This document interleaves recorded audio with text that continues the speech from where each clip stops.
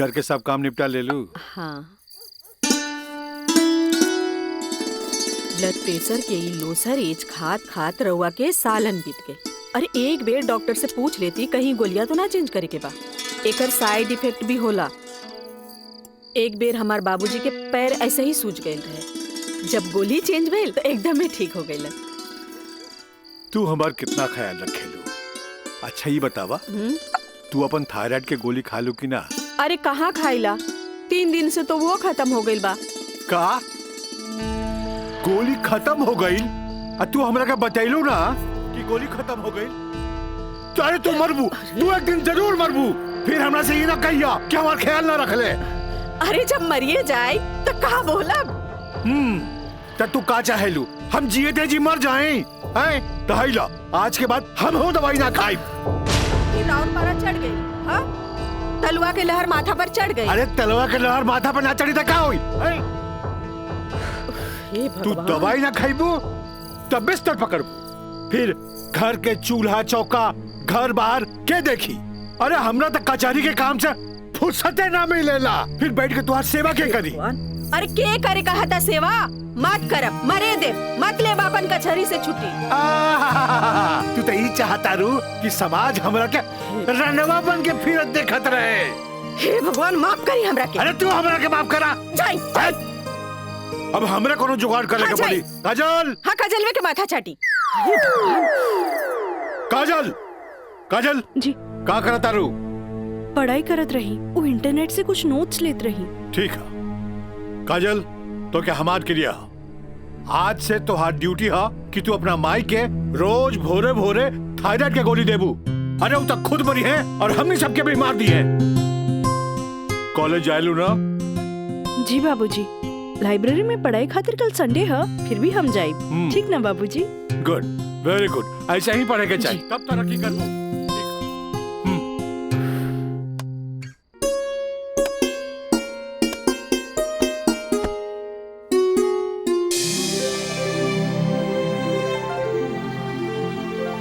देखो छात्रों, विवाह के लिए किसी स्त्री को विवश करना, व्यभिचारित करना या उत्प्रेरित करना सेक्शन 366 के मातहत आता है। सेक्शन 376 और 375 रेप के लिए है, जिसमें सजा के प्रावधान के बारे में हम आप सबको विस्तृत बता चुके हैं। सर, कृपया हमें 120(b) सेक्शन के बारे में बताएंगे? बैठो काजल,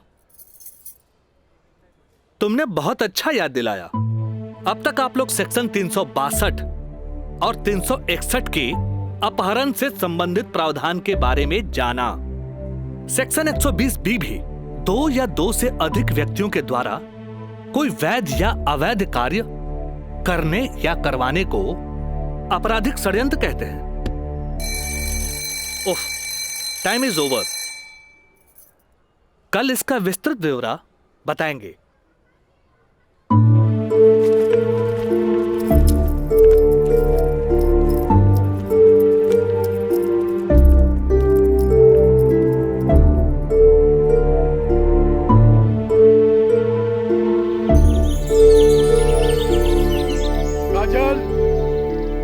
काजल, काजल, काजल। जी पापा। ये हम का सुन रहल बानी? तू 2 दिन से कॉलेज नहीं गेलू, आगे पढ़े लिखे के इरादा नहीं खेका। तू अच्छी तरह से जाने लू के खानदान में ग्रेजुएट से कम पढ़ल लिखल के अनपढ़ गिनल जाला। और तू तो अभी तक ले कॉलेज का मुंह ना देखेलू, खाली एडमिशन भइला। अरे हम कुछ पूछा था, हमरे बात का जवाब दो। पापा, वो कॉलेज में पढ़ाई कम और छेड़छाड़ ज्यादा होला। वाह, बड़ा अच्छा बहाना हो गई है। आजकल कॉलेज में छेड़छाड़ होके लागल है। अच्छा ये बताओ, तुहार दादी भी तक कॉलेज जात रही? वो घड़ी इक्का दुक्का लड़की सब भी कॉलेज जात रही, और जब तुहार मतारी कॉलेज जाए लगली तो कुछ लड़की लोग जात रहे। वो घड़ी भी तो लड़कन सब छेड़खानी करत रहे, और आजकल तो कॉलेज में आधे आध लड़कियन सब हो गई। तो तोरा के छेड़खानी के बहाना हो गई। कान खोल के सुन ल काजल, हमरा घर में पढ़ाई लिखाई खातिर कोनो बहाना ना चली, बुझलू? काल से तू कॉलेज जाइबू तो कॉलेज जाइबू, समझ लू कि ना? कहाँ समझ लू? ठीक बा, ये कि काल से हम कॉलेज जाए। गुड, ठीक है।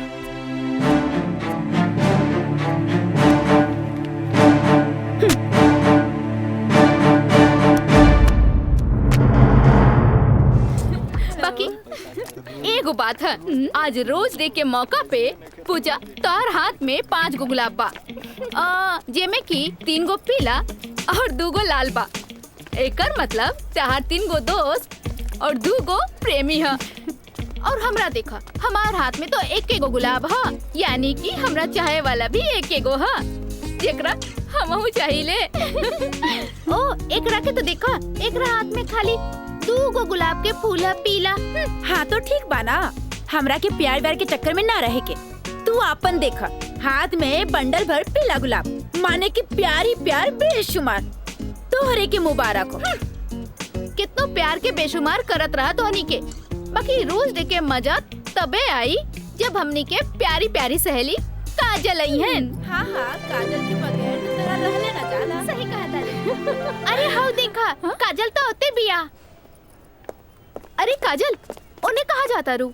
हमनी कखानी से तोहार यहाँ इंतजार करत रही। तोहार तबीयत तो ठीक बना? तू 2 दिन से कॉलेज ना आइलू? तबीयत की का हमार, हम एकदम ठीक बानी, बस मूड ना रहे, यही से हम कॉलेज ना आई नहीं। अच्छा ई बतावा, आज रोज डे पर एकदम तोर हाथ खाली खाली काहे बा? ना कोनो दोस्त ना कोनो प्रेमी? हमरा ई सब में कोनो इंटरेस्ट नहीं है। ई गुलाब के टोकरी तोहरा खातिर भेजले हूँ। ई के भेजले हो? राज बाबू, महंग साहब कहले हैं कि लाल गुलाब के टोकरी काजल के दे आवो। देख लू तोहनी के, आज हमारी प्यारी काजल पर कितना सारा प्यार बरसल वो राज बाबू से। लेकिन हम एक बात कही काजल, ई गुलाब के जैसन मुस्कुराइया, बाकी गुलाब के जैसन बनिया मत, काहे कि ई गुलाब के खुशबू एकर फितरत हा, तो मुरझाए लेकर किस्मत होला। तू ठीक कहलू प्रिया, ई राज के बच्चा के तो देखे के पड़ी। अरे देखे के पड़ी। ए भाई, मैच एकदम नजदीक आ गेल बा, बुझात नहीं खे कि हमनी के जीत पावल जाई, समझला? हे, हार के बात करे के बाद जो अपना ससुर घर, ससुर के नाती पहले ही हार के बात करता। ये देखा तारे, विक्ट्री है विक्ट्री, विक्ट्री हमनी का हो। अरे पिंटू, एकरा के बता कि हमनी जीतब की हारब? जब तक हमनी के टीम में राज बा, हमनी के केहू ना हरा सकेला। केहू ना हरा सकेला।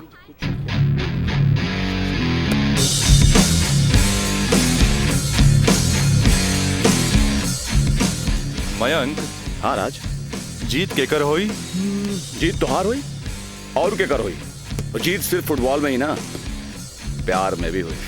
एक से एक टुकड़ा गुलाब का फूल भिजवा दे रही है, लेकिन यार गुलाब बहुत महंगा हो गया। अरे 500 रुपया हमारे पॉकेट से लग गई। समझ गई नहीं तोर नौटंकी। ई ले 1000। पीछे से आवत भी तोहर प्यार और हम चन्नी बाजार। हेलो काजल। हाय, एक सेकंड। चलो लोगिन फैन, मैदाने में अब देखल जाई। हाँ हाँ चला चला। राज, तोहरा हम कैसन लड़की दिखत बानी? शरीफ, अच्छी लड़की।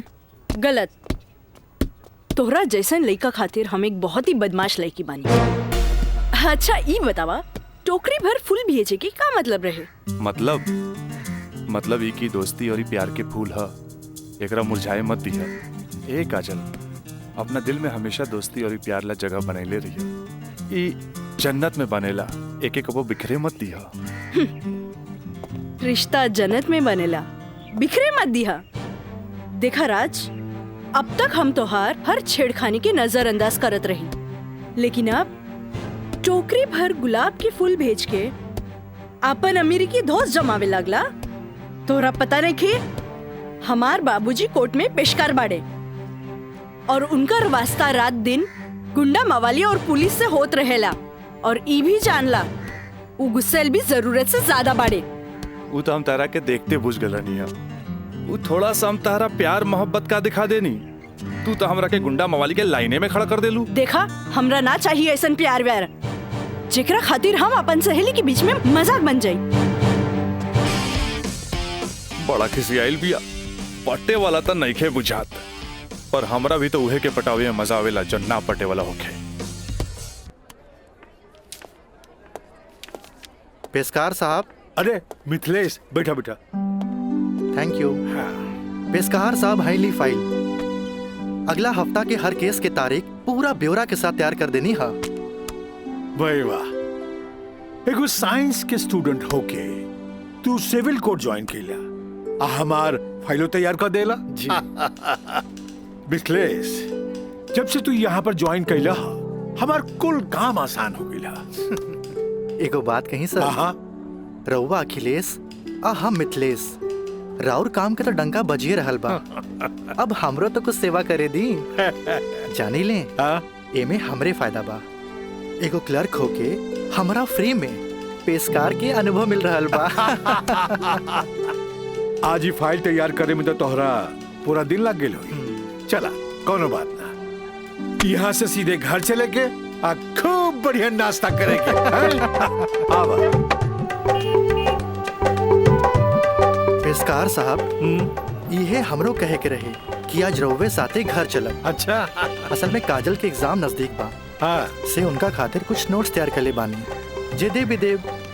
अच्छा अच्छा अच्छा, तो यही से काजल के फोन आए रहे कि आज लिट्टी चोखा बनौले बानी। मिथिलेश बाबू के भी साथे ले ले आई है। ठीक बा, चला चली।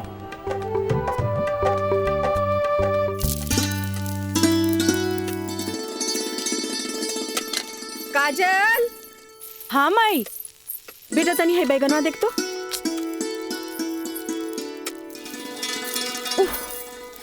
तोर भरता बन जाए ना, तनी दोनों जने के प्लेट में डाल के दिया। ठीक बा माई। तबले हम चाय लेके आवा तनी। ई लिए लिट्टी चोखा।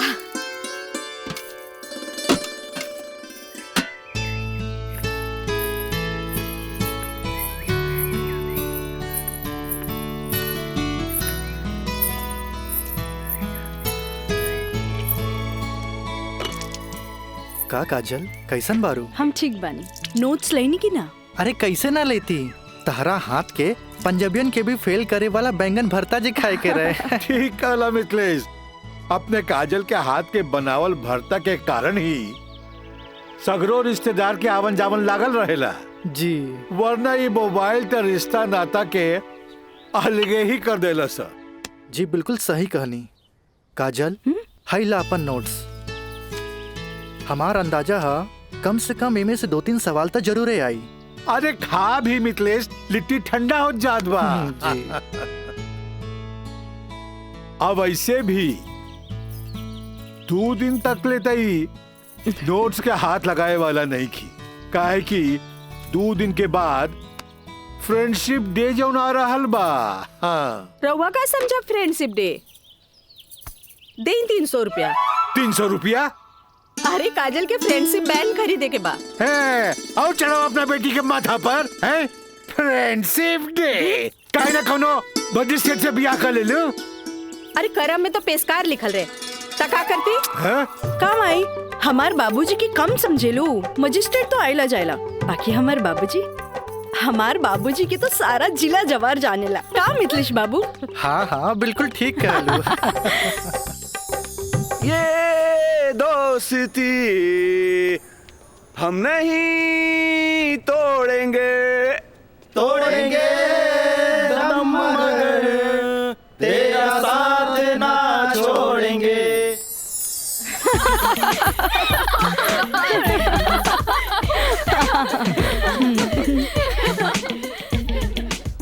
फूल बन के मुस्कुराना भी जिंदगी है, मुस्कुरा के गम भुलाना भी जिंदगी है। क्या बात है। तब मिल मिल के दोस्ती निभाना भी जिंदगी है।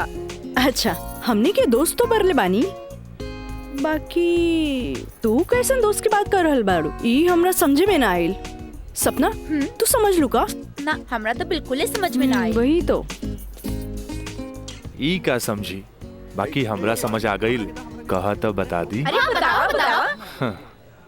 दोस्ती हर चेहरा के मीठ मुस्कान होखेला, दोस्ती ही सुख दुख के पहचान हो खेला। वाह वाह वाह। अगर रूठ भी जाए कोई दोस्त त दिल पे ना लेवे के, काहे की दोस्ती त सुख दुख के पहचान होला। और हमार मानना बाकी अगर कोई सच्चा दोस्त रूठ जाए तो ओकरा के त मना लेवे के चाहिए।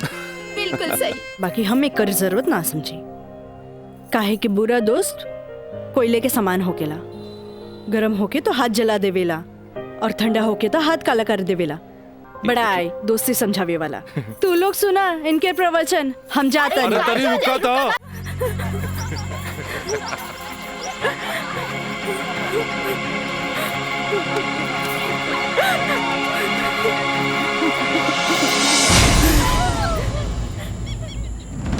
ये काजल, तोरा परेशान होके के जरूरत नहीं खे। खबर भेजवैनी हा, राज आपते हुई। May I coming sir? Yes come in. का बात बस सर, आप हमके बुलाई नहीं हो? हाँ, ई का सुनतानी हम हो, तोरा जैसे स्टूडेंट के वजह से ही कॉलेज के बदनामी हो जाला। को एजुकेशन के मतलब ही ना हा कि कॉलेज में कोई लड़का लड़की के छेड़खानी करे। लेकिन सर हम कुछ ना सुनने के चाहता नहीं। अब कोई ना कोई स्ट्रिक्ट डिसीजन हमरा लेवे के पड़ी। ठीक बा काजल, तू जा सकेलू। जी सर, थैंक यू। लेकिन सर हम ऐसा क्या कर देनी है कि काजल आपके लगे हमारी शिकायत लेके आ गई है? शुक्र मनावा कि वो हमारा पास आ गईली। अगर पुलिस के पास जईती त सीधे अरेस्ट हो जाता। बुझला, आजकल ऐसा कानून आ गइल बा कि एकरा में बेलो ना मिलेला, सीधे जेल होखेला। बाकी सर वहाँ और भी तो लड़का लेके रहे। हाँ, अरे ये तो हम कहे के चाहत नहीं तोहरा। और भी लड़की रहे, यह लड़की के छेड़े के का जरूरत रहे? वो पेशकार के बेटी के मामला बढ़ जाई त का होई? तोहर बाबूजी के हम काम मुंह दिखैती। आइंदा ख्याल रखी है, तू जा सकेला। ठीक बा सर, थैंक यू। मयंक भाई, बहुत टाइम लगिल प्रिंसिपल के यहाँ। अरे तो आबते हो यहाँ ना। का बात भइल? बड़ा टाइम लागत दला। कहत रहले हाँ, ऐसन के काहे पटावेला जौन शिकायत लेके आवे, ऐसन के पटावा जौन शिकायत ना करे। तो प्रिंसिपल साहब गलत का कहत बड़ा? पता ना काजल में का देख लेले बड़ा कि वही के पीछे भागा जात बड़ा। तोहनी के ना बुझाई, हमरा ओकरे पटावे में मजा आवेला जौना के पटावल मुश्किल बा।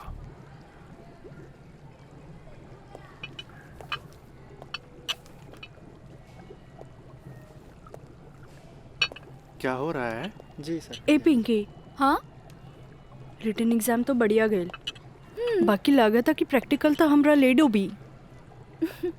हमरा तो बहुत बढ़िया बा, बस एकरा में से नापे के बा और ए में लिख लेवे के बा। अच्छा बतावा का करी, इसमें का डाली? एकरा में ई एसिड डाला। ये? हाँ। पक्का? हाँ।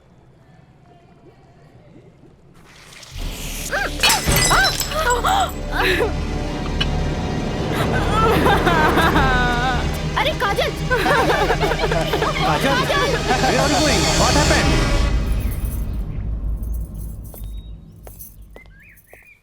प्रणाम माँ जी। प्रणाम, बैठा।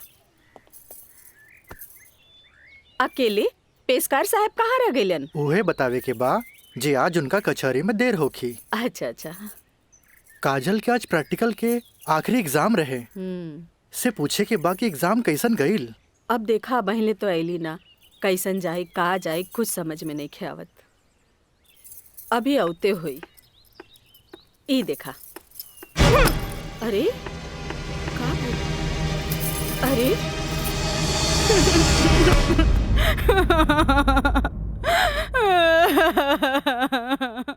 काजल, काजल, ए काजल, का भइल? अरे हमनी के अनदेखी करके यहाँ के रोवे लगलू। अरे का भइल? परीक्षा तो ठीक से गई ना? अरे बोल। प्रैक्टिकल खराब हो गए, एन वक्त में टेस्ट बुक टूट गए। हम फेल हो जाए माई, हम फेल हो जाए। अरे का काजल, तू तो बड़ा जल्दी निराश हो जाली।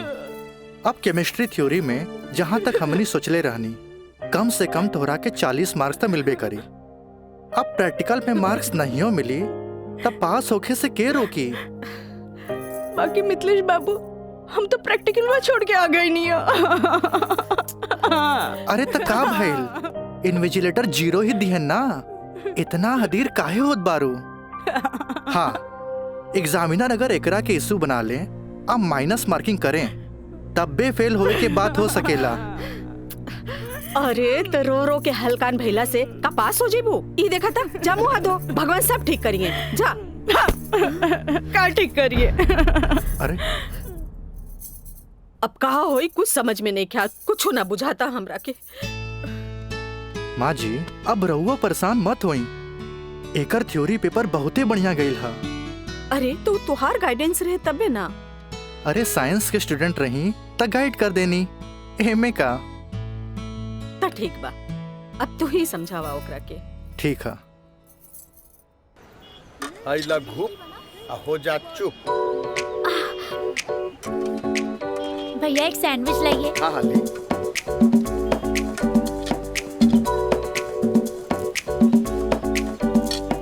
मुझे भी तो दो, और तीखा बा।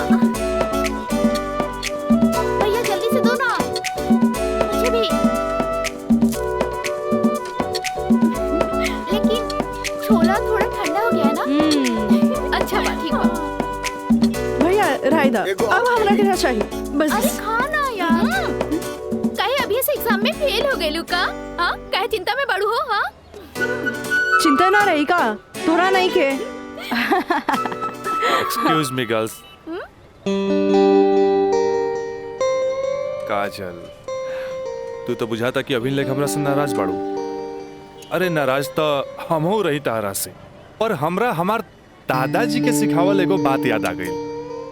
कोई भले ही बोए तोहरा ला काटा, तू बोए ओकरा ला फूल।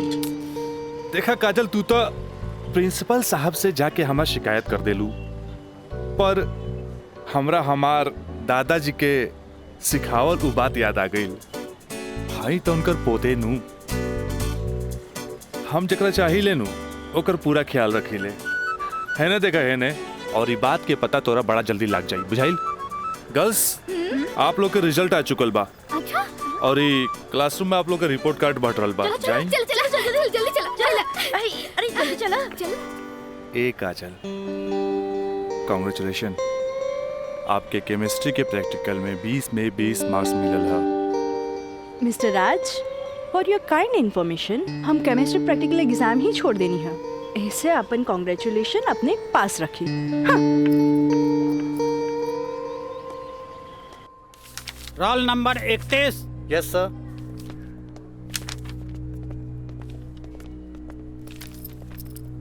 Roll number 32। Thank you sir.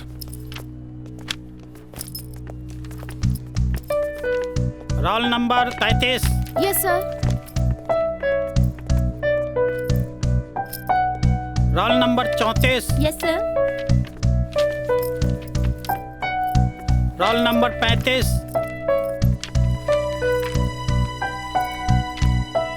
Roll number 36।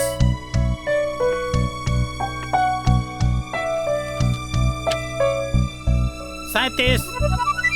Roll number 38।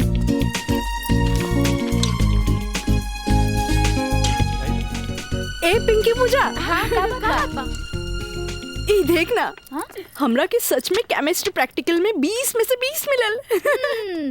ई जरूर राज के कारनामा है, काहे कि ये इन्विजिलेटर शर्मा जी ओकर बंगले पे तो ठहरल रहलन। ओह हाय, मैं मर जावा।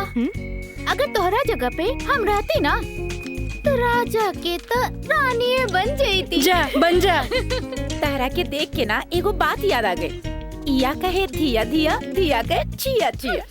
एक हवा जौन तारा पे जान छिड़केला, और एगो तू हा जौन एकरा के ठेंगा दिखावत हिया। अच्छा चला चला, हम तो परीक्षा में पास हो गए नी, ये हमरा खातिर बहुत बड़ा बात बा। पापा देखिए तो बहुत खुश हो जाइए। हाँ, चला चला चला।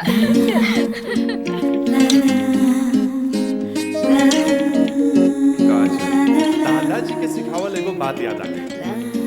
कोई भले ही बोए तोहरा ला काटा, तू बोए ओकरा ला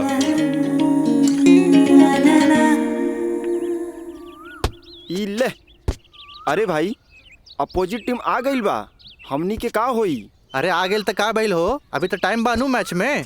टाइम बा त का एहिजे बैठ के टाइम पास करबा? ए जब हमनी के मैदान में जाएम नु तो देख के थर्रा जाइलो, ठीक बा? अब चला जौन होई तो मैदान में देखल जाई, उहे देखल जाई। चलो राज भाई बॉल दे। तोहनी के इतना हड़बड़ी बना तब बड़ा सन हम आवा तानी। चलो लोग चलो आवा।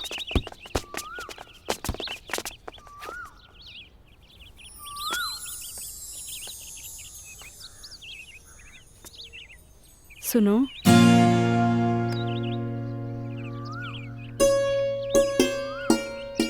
सॉरी राज, हम तोहरा के गलत समझने, लेकिन तू तो सच में दिल के राजा बाड़ा।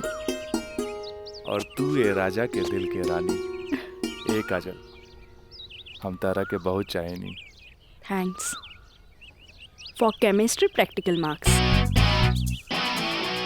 व्हाट्सएप नंबर मिली का? व्हाट्सएप? हाँ ठीक बात, ले ली। 8291 71 7752। 8291717752।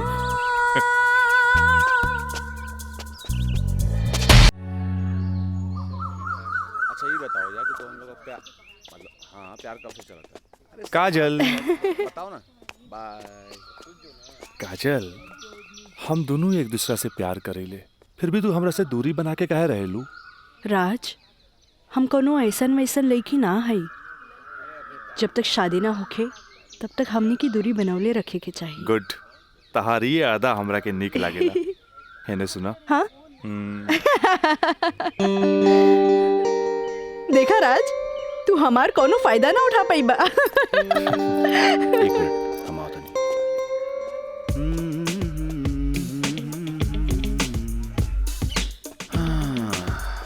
राज यार एगो बात बताई। काजल अब यार हमरा के भी अच्छा लगेगा यार। हम एगो बात बताई। तू हंसुआ के बिया में खुरपी नियन गीत मत गो। वो तो और भाभी लागी। का लागी? भाभी। चल।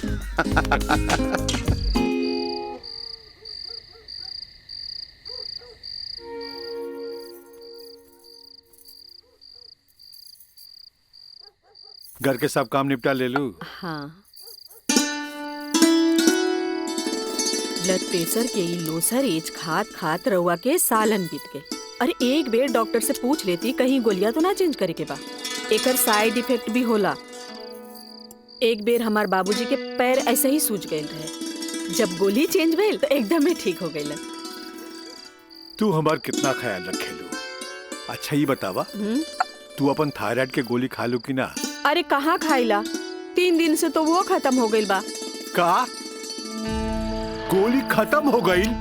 तू हमरा का बतैलू ना कि गोली खत्म हो गई? तो अरे तू मरबू, तू एक दिन जरूर मरबू। फिर हमरा से ये ना कहिया कि हमार ख्याल ना रख ले। अरे जब मरिए जाए तो कहा बोला? तो तू का चाहेलू हम जिए थे जी मर जाएं? हैं? दहाइला आज के बाद हम हो दवाई ना खाई।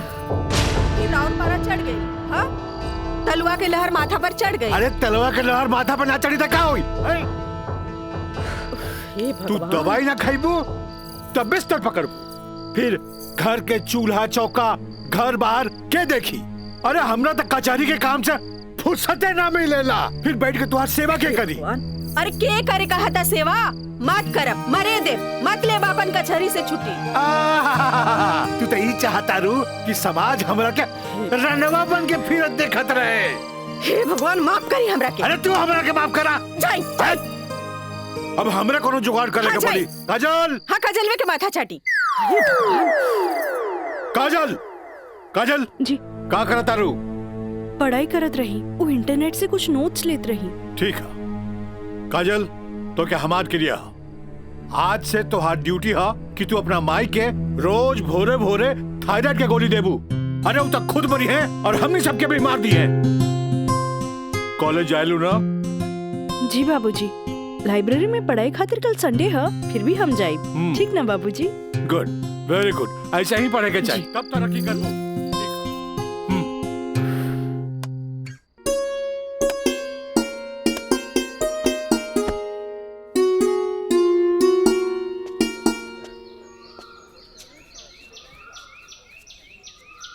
काजल। Thank you. काजल, हम दोनों एक दूसरा के बहुत चाहिए, पर जब हम हमरा फ्यूचर के बारे में सोचिले तो हम देखिले कि हमर बाप के पास बहुत दौलत बा। उनकर दौलत के संभालत संभालत हमार जिंदगी गुजर जाई। हमरा ये आम आदमी नियन नौकरी चाकरी करे के फुर्सते ना मिली। अब बस तू हमरा जिंदगी में हमार जीवन साथी बन के आ जा तो हमार जिंदगी एकदम मजे में गुजर जाई। ए काजल, तू काहे ना अपना बाबूजी से हमरा बारे में बात करेलू? बाबूजी से? ना बाबा ना, हम ना बोल सकेनी।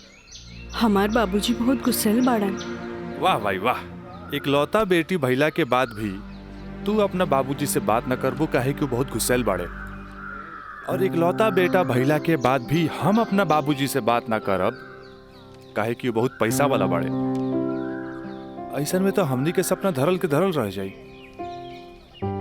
काजल, काहे ना हमनी के भाग के शादी कर ले जाओ? बिना बतैले भाग के शादी कैसे कर सकेनी? हाँ काजल, हफ्ता भर के तो बात रही।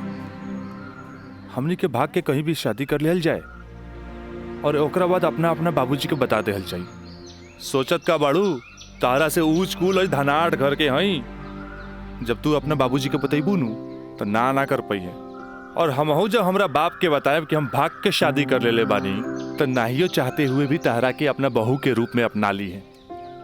ए काजल, हम तारा बिना एक पल भी ना जी सकीले। ठीक बा, हम कोशिश करो।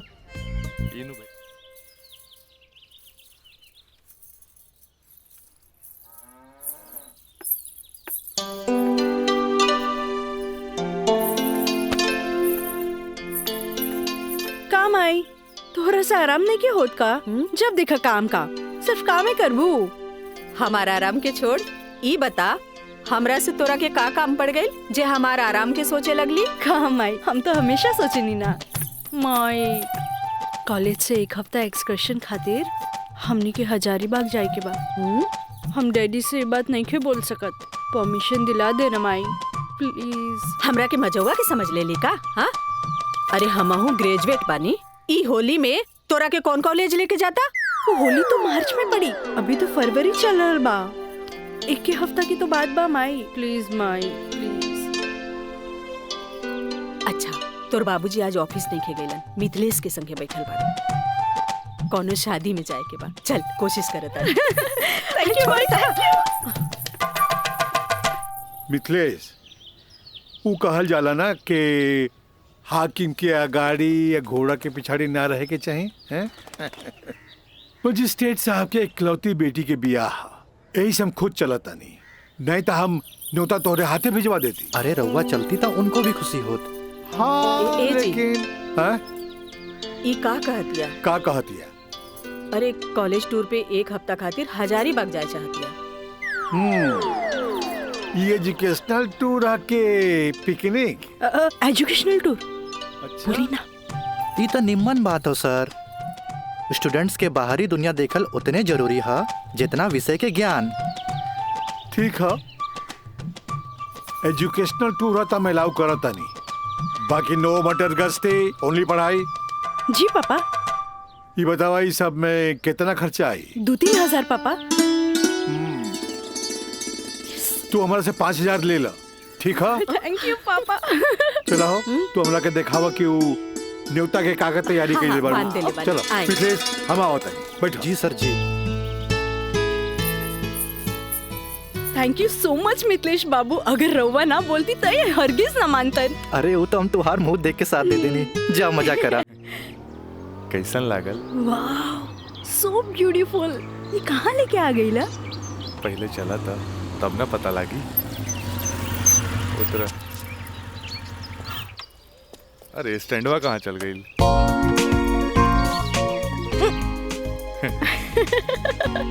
बड़ा धांसू सजेले बा। हाँ। चला चली। हाथ तो दा। कहाँ जाए के है? इधर। हाँ, इधर। जगह तो बड़ा झकास बा। क्या यार राज, कब से हम तुम्हारे इंतजार करत बनी, इतना लेट कर तू? मयंक, राज, मयंक यहाँ? हाँ, एकरा पहले भेज देनी। इस सारा जे तामझाम बा, इस सब के अरेंजमेंट के करी। यार तो हम लोग का शादी खातिर एक विद्वान पंडित से बात कर ले बानी। और देखा तोहनी के आराम खातिर यहाँ सारा साधन सुविधा मौजूद बा। और हाँ हनीमून खातिर स्वीट रूम भी बुक कर ले बानी। और देखा अब हम निकलता नहीं कहे कि हमारा के मंदिर जाए के बाद और मंदिर जाके पूरा शादी का सामग्री लेके आए के बाद। बाप रे, इतना सब तैयारी। अरे शादी की करबा हमार दोस्त राज का शादी बा। गलत बात। शादी होता हमार सपना के शहजादी काजल के राज के साथ। अच्छा देखा यार, जो तो पैसा दे रहा ना सब पैसा खत्म हो गए कुल ताम झाम में। ऐसा करा कि हमरा के तू 25,000 रुपया और देता, काहे कि बहुत सारा काम बाकी बा अभी। पैसा के कौन बात भाई, ई ले। अगर बाबूजी अगर ये शादी करते नु तो लाख के खर्चा लाखों में चल जाई। दोस्त महिम रिश्तेदार पूरा शहर के बुलाईते। और वैसे भी तो बाबूजी जब रिसेप्शन पार्टी दी है तो जाई खर्चा बढ़ी। अच्छा हम निकल रहे हैं, बहुत सारा काम बाकी बा। ठीक बा, तू लोग आराम कर। चलो बाय बाय बाय। तो काजल अब तक गला लगईबू नु यहाँ तो यहाँ के जाना था हमनी के। ओ Raj, I love you. I love you too. जुबान निकालिए, बंद कीजिए। ठीक है।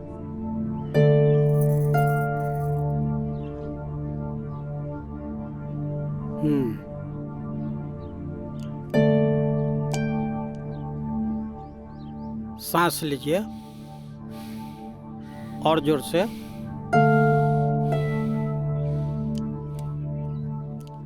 घबराए के कोई बात नहीं है। ऊपर के बीपी थोड़ा बढ़ गई है। अच्छा। से लागता कि काम के प्रेशर ज्यादा बा। जी नया मजिस्ट्रेट आइले हाँ से कुछ ज्यादा ही फाइल इनके हवाले कर देले हाँ। ठीक है, ठीक हो जाई। अभी आंख लगल बा 100 दिन का के। और हाँ, पानी पियावल करी, काहे कि पानी पियला से पेशाब यानी यूरिन पास हुई तो रिलैक्स हुई है। जी जी बाकी दवा वही चली। जी डॉक्टर साहब। जी डॉक्टर साहब हाईली अपन फीस। ई का करतानी, जे आदमी पेशकारी में हमरा से कहियो फीस ना ले ले उनका से हम फीस ली रह दी। डॉक्टर साहब थैंक यू थैंक यू। प्रणाम डॉक्टर साहब।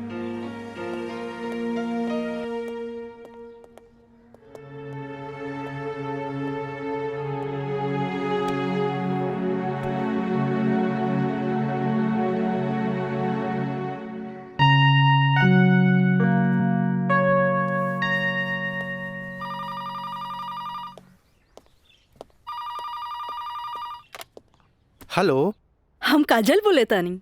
हाँ काजल बोला, कैसन बारो? माई बाबूजी कैसन बाड़न? बाबूजी के तबीयत खराब बा। बीपी बढ़ गई हा, से सुतले बारन, उठाई का? हाँ, नहीं छोड़ दी, यहाँ सब ठीक बा। आप कैसन बानी? हाँ हम तो ठीक बानी। माई के बुलाई का? ना रहे दी, आके हम सरप्राइज दे। Okay bye. Okay bye. केकर फोन रहे? काजल के। अच्छा वहाँ के ठीक बारी। अच्छा खोज खबर लेत रही। अच्छा माँ जी हम चलत तानी, सांझ के फिर से आ जाए। ठीक बा।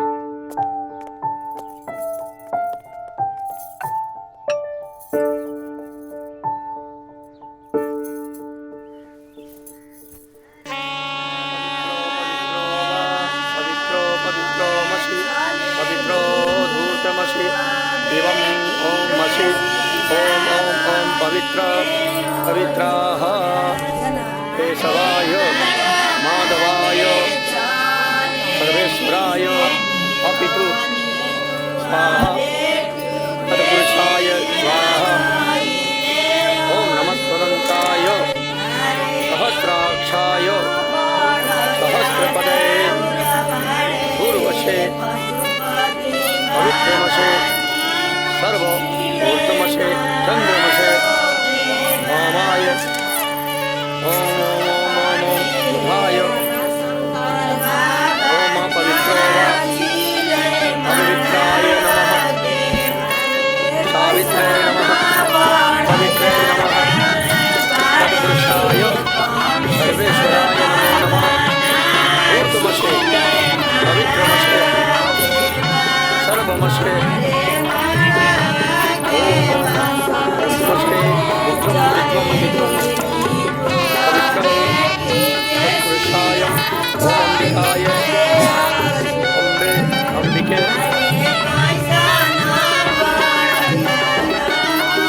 राजदाय राजाय नमो नमो नमो नमो विवाह संपन्ना भवतु।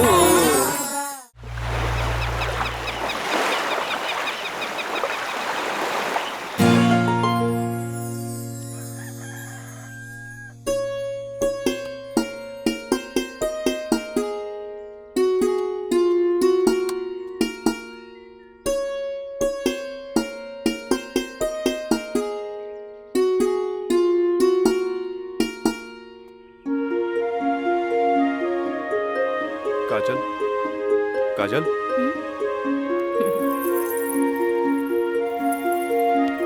Good morning. Good morning.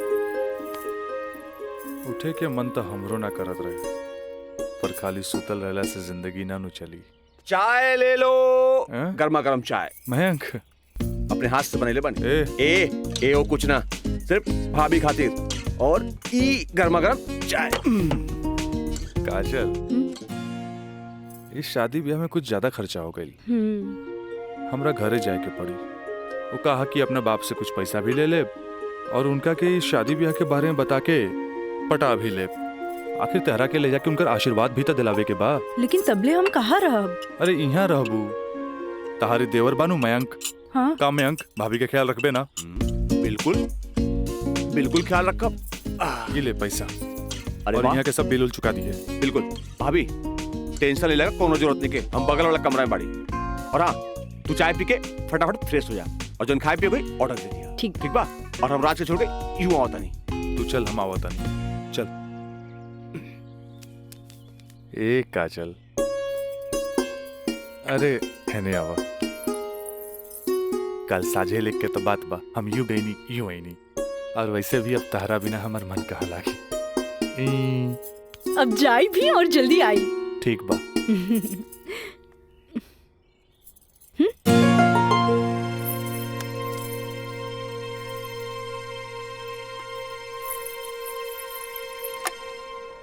Hello. हाँ अरे देख रही हो कि मैं ऑफिस में हूँ, कितना काम पड़ा है, कितनी फाइलें पड़ी हैं, और तुम हो कि ये ले आइएगा वो ले आइएगा। हद कर दिया तुमने यार। मैं कम इन सर? कम इन। अखिलेश बाबू कैसन बाड़न? जी बीपी तो कंट्रोल में है, बुखार के वजह से थोड़ा कमजोरी आ गई है, यही से शुक्रवार तक की छुट्टी की अर्जी दे ले हैं। कोनो बात नहीं के, दिन रात काम करे वाला आदमी के अरे थोड़ा बहुत आराम तो चाहिए ना। जी कह दिया ऑफिस के चिंता न करे जी, जब वो ठीक हो जावे तबे ऑफिस आवे। ला एकरा के फाइल में लगवा दे। Thank you sir.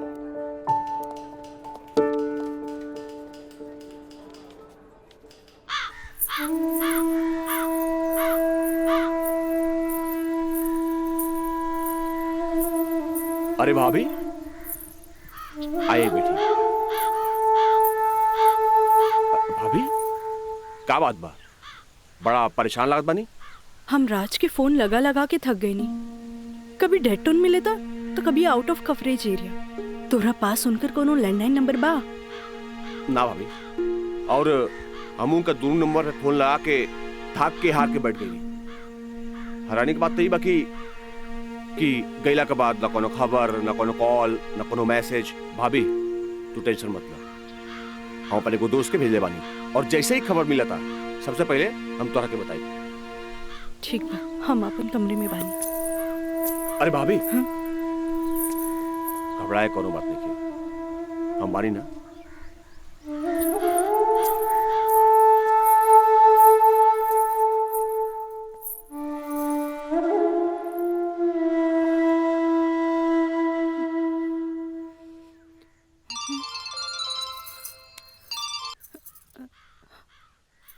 Kajal, trip कैसन जा रहल बा? ट्रिप ठीक बा। का बात बा, तोहार आवाज में खनक नहीं खे? नहीं ऐसा कोनो बात नहीं खे, हमार मतलब सब ठीक बा।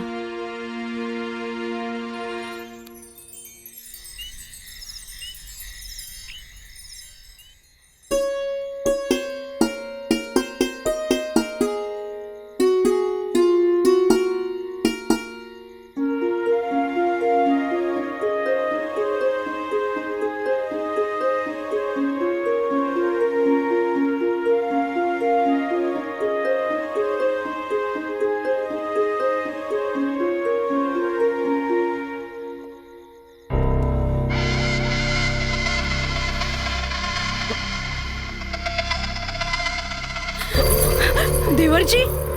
मयंक, ये क्या बदतमीजी है? चल जा यहाँ से, वरना राज के बता दे। किसे? राज से? राज से? वो भाग गए? हाँ? आवेला नहीं के? हाँ? तोरा क्या पता? हाँ? ये भी कुछ हो रहा बना? सब ओकरे प्लान के तहत हो रहा बा। वो तो तोरा के भोग के और भौरा जैसे चूस के भाग गए। काजल, पता बा जब तो के पहला बार देख ली तू पहले नजर में हमके पसंद आ गई। हम तो के दिल से चाहे लगे। काजल, आज दिल से चाहे लगे। तुझे कहा तारा कौन सजवा? सच ना, 16 आना सच पा। ये बात हम तुझसे बहुत पहले बता दी थी, लेकिन क्या करी, ये मेरी हमार मुंह बन के तरस। देखा, तू गरीब, हम गरीब, हम तो क्या अपने काजल? हाँ, हमसे ब्याह कर ला, हम तो क्या अपने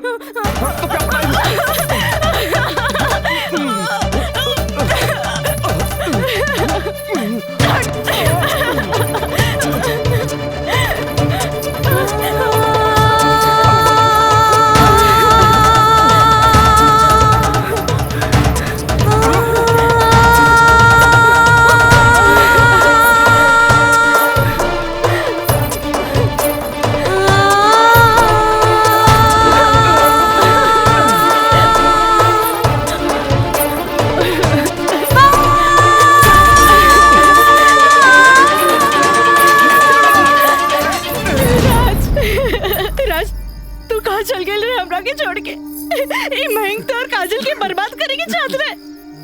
तू बोलत काहे नहीं कि राज बोली ना। हम जहाँ भी गए रही तोरा का मतलब बा। और ये मयंक वैसे भी तोरा सारा के सारा सच्चाई बता देले होई। ये हमार बदला है काजल, बदला। प्रिंसिपल से शिकायत करके ते हमरा के पुलिस और कानून के धमकी त दिला देले रहलिस, पर अब ब्याहता बन के सुहागरात बनेले बाड़ी। एकरा के छेड़खानी और रेप के नाम द नानू दे सकेली। भाभी देख ले लो, हम कितना गला फाड़ के चिल्लाता रही। भाभी हमसे ब्याह कर ला, हम तो जिंदगी भर साथ निभाए, लेकिन ना तोहार तो खोपड़िया में औते ना रहल। देख ला, ठीक है ही तो कहत आई। हाँ? ए काजल, तू मयंक से ब्याह कर ले। ऐसे भी एकरा हमार जूठन खाए की आदत बा। तू अब बस हमारे को जूठन बारू, जूठन।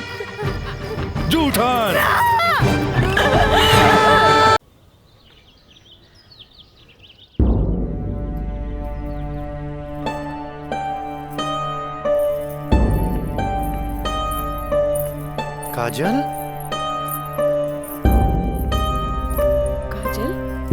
कहाँ भइल मई बाबूजी के? अरे ये ठीक बाड़न, दवाई खा के सुतल बाड़न। रुका, हम उठा देता नहीं। ना मैं रह दे, आराम करी दे।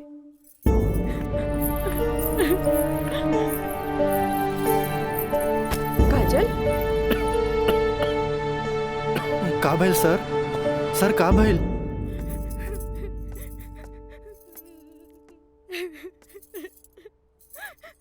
काजल,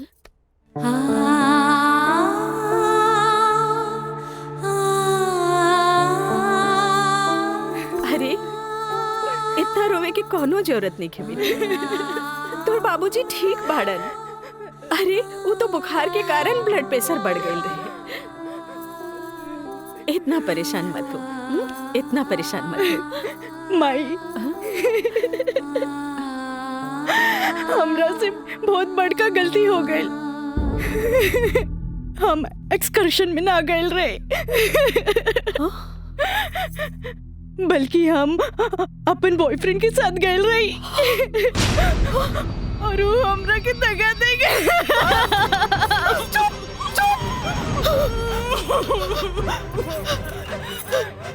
सच बता, सच बता, का भाई? तू ठीक तो बाड़ी ना? तू ठीक तो बानी ना? हम ठीक तो ना बानी माई। माई तू हमरा के एक वचन दे कि तू हमरा से दोबारा कुछ ना पूछबे। जो भाई बहुत गलत भाई, बाकी हम अपने आप के ठीक कर ले माई, अपने आप। काजल,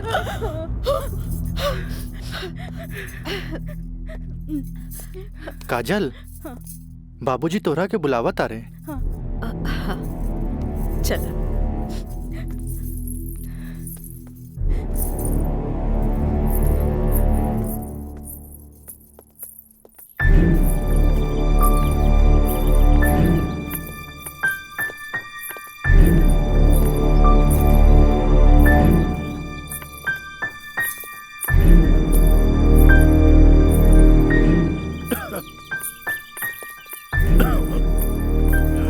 प्रणाम बाबूजी।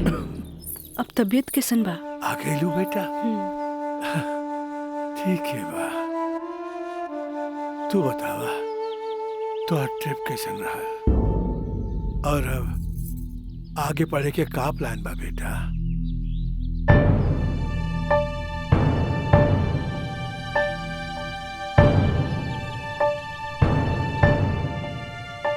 बतैलू ना बेटा? पापा हम वो साइंस ना पढ़ के लॉ पढ़े के चाहता नहीं। तो ओकरा में का बात है बेटा? विषय कोनो खराब ना होखेला, पर जरूरत है तो ओकरा में अच्छा करे के। अगर तू लॉ ज्वाइन करे के चाहता रहो तो लॉ ज्वाइन कर ला।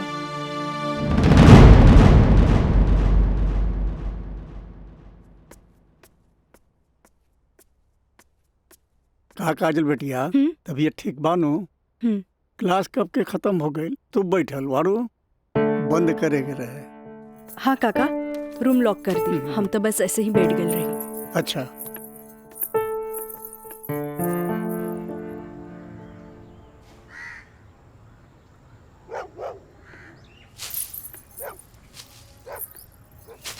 काका,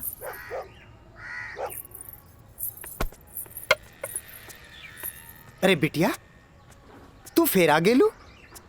अरे हम कई साल से देख रहल बानी कि हर 3-4 महीना पर तू आ जालू। पर बिटिया राजा तोहरा से नइखे मिले चाहता। वो बड़ लोग हवन, उनकर जिंदगी में तारा जैसी लड़की की कीमत चाय के कुर्बा के बराबर हा, जे पी के फेंक देवलन। काका तोहरा का लागता कि हम को फिकल कुर्बा है? नहीं बिटिया नहीं, ऐसे बात नहीं की। जे हम देखिला से बताइनी बिटिया, हम उनकर घर के नमक खैले बानी। फिर भी जब जब तू आयलू हम उनका बताइनी, पर राजा बाबू है कि एक कान से सुनेलन और चल जालन। पर बिटिया हम वहां के नौकर हैं, फिर भी अगर हम तहरा काम आ जाई ना तो हम अपना के बहुत खुश नसीब समझब। काहे कि तू जब जब आवे लुनू हमारा देखल नहीं जाला बिटिया। काका अब की बार उनसे कह दिया कि काजल आखिरी बार आयल रहे, एगो घड़ा रहे जेकर पानी ऊपर तक भर गई।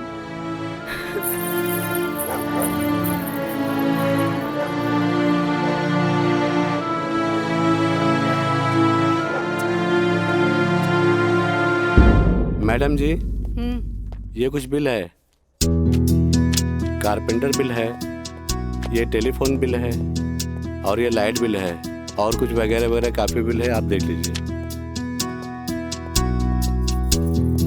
माँ ये मैनेजर साहब तारा के महीना भर के बिल और खर्चा के हिसाब दे देले। अब तू उठबू, उठ के जईबू, अलमीरा खोलबू, चेक निकलबू, फेन आके बैठबू, तब साइन करबू। हमरा माई के कितना काम करे के पड़ी। यही ला हम सोचने की काहे ना चेकबुक वाले के हम ही आ जाई। नीमन कैला।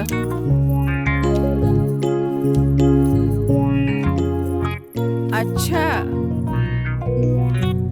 तो तू एम्मा अपन 50,000 का चेक पहले से भर ले बाड़ा, तभी तो हम समझे के माई के इतना मस्का काहे के? माई अब तू ही बताओ कि इतना अमीर बाप के लड़का हई तो दोस्त महिम के टाइम टू टाइम पे पार्टी तो देहे क्यों पड़ी ना देव तो हमरा बाप के ना कट जाए की ना का मैंने सब। बिल्कुल राजा बाबू। जी ले अपन बाप का ना कोच कर। इनू भाई हमरा दुनिया के सबसे बेस्ट माई वाला बात। Love you Mai. मैनेजर साहब जी मैडम। इस सब रसीद आप एक साथ पूरा बिल कह के हमरा के दें, हम एक एक गो चेक काट देते हैं। जी मैडम। ठीक है जी मैडम। हमरा ई बात के बहुत खुशी बा कि रउआ लोग हमार ग्लोबल कंपनी में इन्वेस्टमेंट करे के चाहता नहीं। ये हमरा खातिर बड़ खुशी के बात बा। बाकी हमरा भी कुछ देखे के चाहिए ना कि हम दिन दुगना रात चौगुना करके रउआ लोग के पैसा लौटा दे ताकि मार्केट में हमार साख बनल रहे। Of course. Excuse me gentleman. बाबूजी हाँ आप हमरा से वादा कैले रहनी कि आप हमरा नया कार किन के देब। अब हम खटारा हम ना चलाएं बुझाइल नु। I want new car. Okay Yes, Raja is right. I am witness. Okay, I will buy car for you. Thank you sir. हम चला तनी बाबूजी। तो ठीक बा रउए कार खरीदा दे। बाकी राउर कार की खर्चा कंपनी के इन्वेस्टमेंट पे दिखावल जाई। Okay, thanks. जेपी साहब आपका बेटा तो हीरो लगता है। आखिर बेटा के करा हमरे नु। अरे यही तो उम्र में ऐश करे के।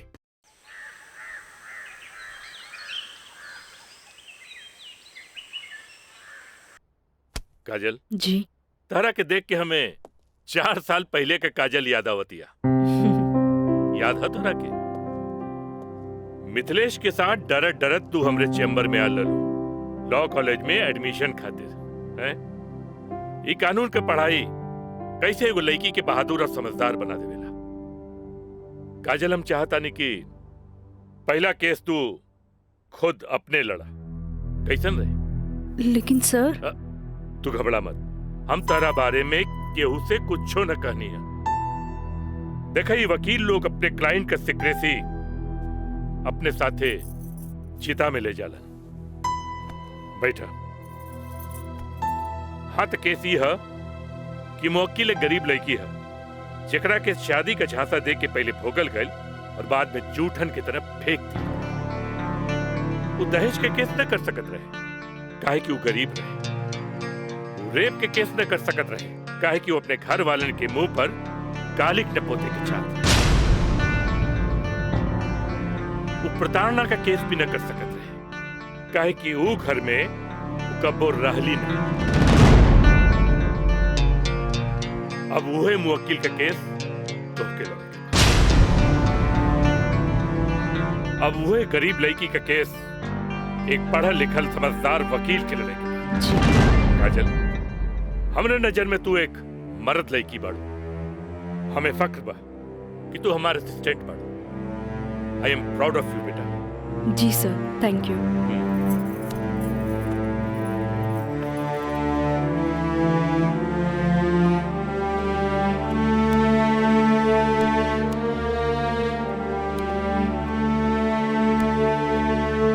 बाबूजी लड़की हर मोड़ पे डरत रहेली। अकेले होके तो सुनसान से डर, भीड़ में होके तो लोगन के डर, जब हवा उड़े तो दुपट्टा उड़े के डर,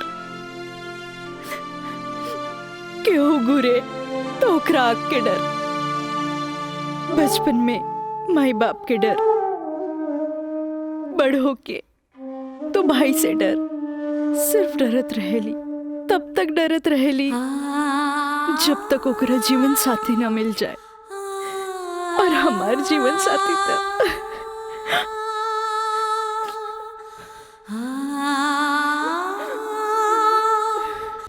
ऐसे ना प्रॉमिस करा।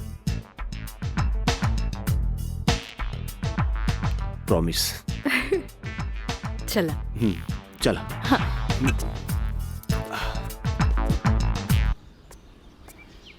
मिथिलेश जी कोनो देर तो ना भइल? अरे ना बाबा, पहले ई बतावा भइल का? मयंक से साथ देवे की वादा ले लेनी है। अब तू अपन मिशन में कामयाब जरूर हो जाएगी। आगे देखी, लेट्स गो। सुनी, एगो बात कही, सब कुछ जलना के बाद भी आप हमें हेल्प करत हैं, ऐसे हम कबो ना भूल सके। पहले तो ना, पर अब सोचे लगनी हा कि जिंदगी के हर लम्हा में आपके जरूरत पड़ी। चल आप चली, तोरा घरे छोड़ दे।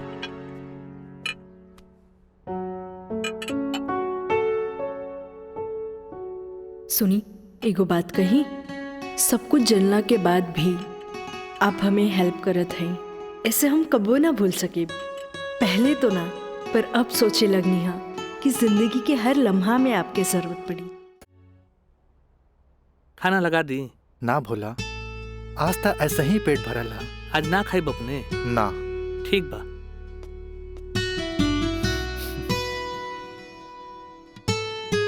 मैं पंडित देवी दत्त शर्मा।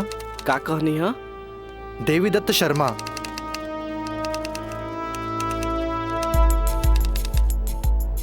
सत्रह मई के भाईल। अच्छा भैया तनी जल्दी करी, देर होता।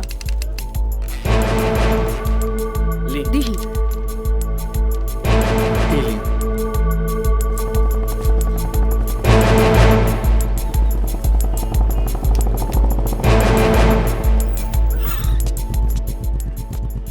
आ गए नहीं टाइप करा के?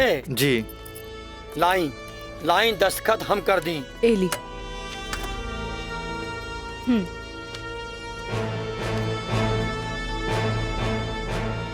जय गणेश। ई कामता हो गई, अब बैंक के दस्तखत लेवे के पड़ी। वो आप हमरा पे छोड़ दी, वो हम ले ले। ठीक है।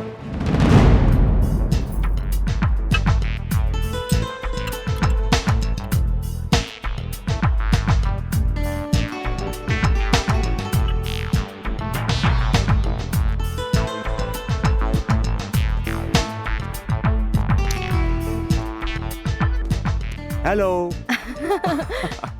हाय। सॉरी यार, आवे में थोड़ा लेट हो गया। अच्छा यही देखा, हम तोरा खातिर काले कैल वाले। अच्छा पहले चाय पिया। इला।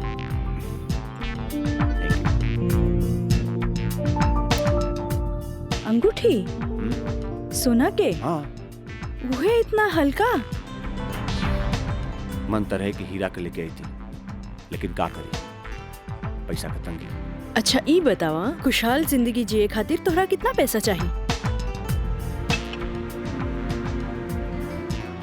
20 लाख। अगर हम तोहरा पूरी 50 लाख दी तो कैसन रही? उसे ही रही, समझ ला अनार के आंख मिल गई। तो चला फटाफट ई पेपर पे साइन कर दे। अरे पढ़ा मत, यही से हमनी करोड़पति बन जाए। हाँ, हाँ ल। ठीक है। डॉलर भी कदम तो गिरब तो हर बहिया में ना।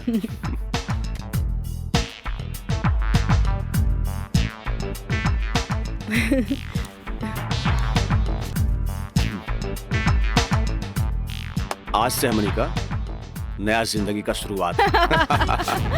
मीना, मंजू, रेखा, कस्तूरी के डांस देख के कुछ समझ में आयल? अरे सरकार के देख के बाजार बदल जाला, बाजार के देख के साहूकार बदल जाला, आ घोड़ा के देख के सवार बदल जाला, शिकारी के देख के शिकार बदल जाला। ऐसे ही मेहमानों के बदले पे सत्कार कभी बदल देवे के चाहिए। अरे पहले के जमाना कुछ और रहे कि मर्द नाजो आदा पर लुट जात रहे, लेकिन अब जमाना बदल चुकल बा। आज के जमाना के मर्द सबके कमर तोड़ नाच पसंद आवेला। जितने कमर हिलाइबू और सीना झटकाइबू, मर्द उतने जल्द तोहार दीवाना हो जाए। दिखाओ करके। अरे ऐसे ना, ये देखो। कस्तूरी बाई, कस्तूरी बाई। चाहे नसीब, चाहे नसीब। तक लिया। बहुत दिन बाद तशरीफ लेनी राजा बाबू। भला ऐसे भी केहू केकरो भूल जाला? आए बैठ।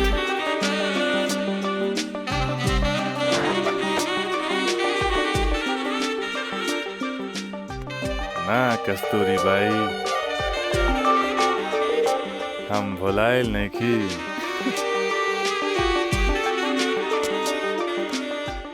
वो तो बस हमार शादी होके वाला बा। ओकरे तैयारी खातिर हम अपना माई के संगे खरीदारी में बिजी रही। फुर्सत पाते तहरा लगे आ गई नहीं। अच्छा एगो बात बतावा, कौनो बेहतरीन डांसर बा हमरा बियाह में नाचे खातिर? बानो एगो नया परिंदा बा। हाँ। मंजू, राजा बाबू का उहाँ ले जा जहाँ आज निराली का प्रोग्राम होता। आई जाए।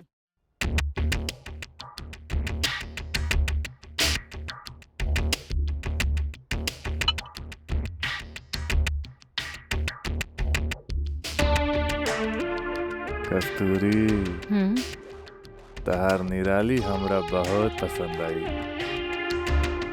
पसंद तो आ गल राजा बाबू, लेकिन ओकर रेट तनिक कड़क बा। पूरा 5 लाख लेतिया। लाख 2 लाख तो हम तहरा पे ऐसे ही उड़ा दिला, तब 5 लाख कौन बड़का चीज बा? ओकरा से कह दिया हमार बियाह में अगर उ कमर तोड़ नाच करी ना, हम ओकरा सोना ना जराओ हीरा के अंगूठी देव, उहो अपना तरफ से।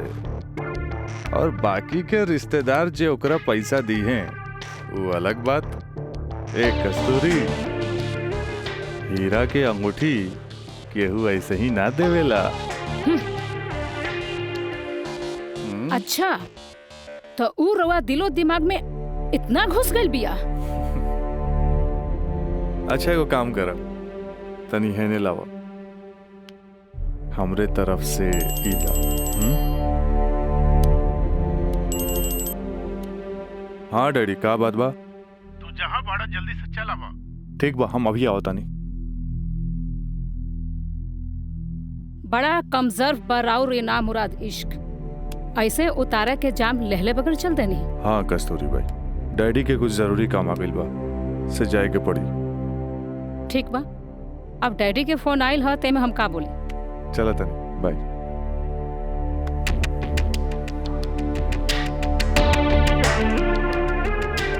हीरा के अंगूठी तो दे गई, लेकिन तेरा दिल में गड़ल निराली के तीर निकाले के पड़े।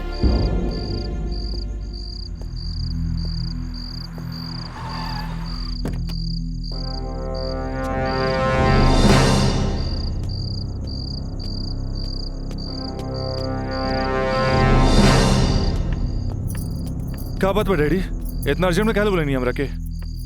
राजा, हाई हम का देखा तानी? कौन लेखी बिया काजल? अपना मुंह में करखा लगावे खातिर ओकरा से बियाह कर लेला और फिर ओकरा वही छोड़ के भागीला। अब वो अपना हक मांगतिया। बाबूजी, हम ऐसा कौनो लड़की के नहीं जानत। ए माई माई माई, देखा था इसको कैसे झूठा इल्जाम लगावता है हमरा ऊपर ही। राउर का दिमाग खराब हो गई बा। अरे जे हमरे लड़किया के ऊपर लांछन लगावत बानी। हमार दिमाग नहीं के खराब भाई, हाई देखा हाई कोर्ट से नोटिस आइल बा। भगवाने बचावा घर के, लागत कि जगदम्बिका पाल के नाक कटिए के रही।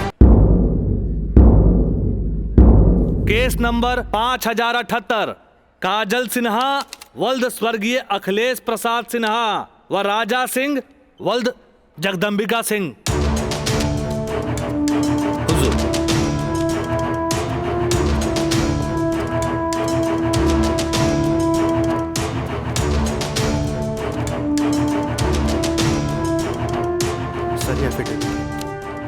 केकर? गवाहन के। अच्छा ठीक है, चल बेटा। मिलॉर्ड, असल में ये एक अमीर आदमी के प्रताड़ित करे वाला केस है। साथ में पढ़े वाला 2 बालिग दोस्त के आपन मर्जी से हम बिस्तर होए के केस है। I object milord. हमार फाजिल दोस्त एकदम बेकार का बात कर रहल बड़न। सच्चाई तो यही है कि हमार मुवक्किल काजल का बिया राजा के साथे बाकायदा मंदिर में भैल रहे, और यह 2 गवाहन के एफिडेविट, एगो राजा का सबसे खास दोस्त मयंक और दूसर बियाह कराए वाला पंडित। आप देख ली। 4 साल बाद हमार फाजिल दोस्त के मुवक्किल कहाँ रहले? सच्चाई तो ई बा जज साहब कि हमार मुवक्किल राजा के शादी रोक के रुपया ऐठे के एगो षड्यंत्र बा, षड्यंत्र। शादी? कैसन शादी? अरे राजा का शादी तो पहले ही हो चुकल बा। अगर दोबारा शादी भइल ना तो तोहार मुवक्किल जेल जाई, जेल। बस जज साहब बस, हमू इनका से यही पूछा तानी कि आखिर ये किस्सा 4 साल बाद ही काहे उठावल गई, बताई? हम बतावा तानी जज साहब।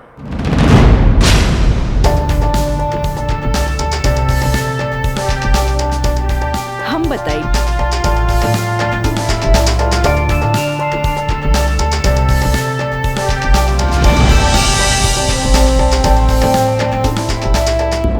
मिलॉर्ड, हम चाहे कि ये केस हम खुद लड़ी। ई रहल हमार बार ऑफ अटॉर्नी के रजिस्ट्रेशन।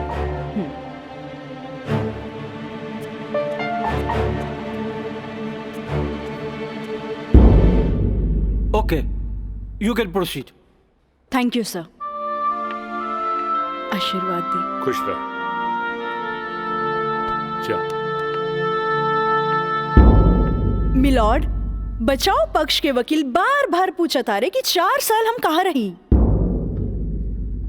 मिलॉर्ड, 4 साल इनके मुवक्किल राजा जैसन तमाम मुजरिमों के सजा दिलावे खातिर ई चोंगा बहुत जरूरी रहे।